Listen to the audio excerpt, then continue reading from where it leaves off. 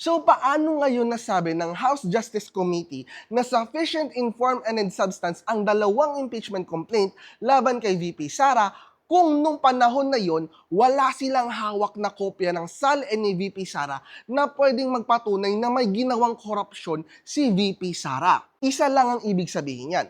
Ang pinagbasehan ng House Justice Committee upang sabihin sufficient in substance ang dalawang impeachment complaint laban kay VP Sara ay alegasyon lamang at walang ebidensya.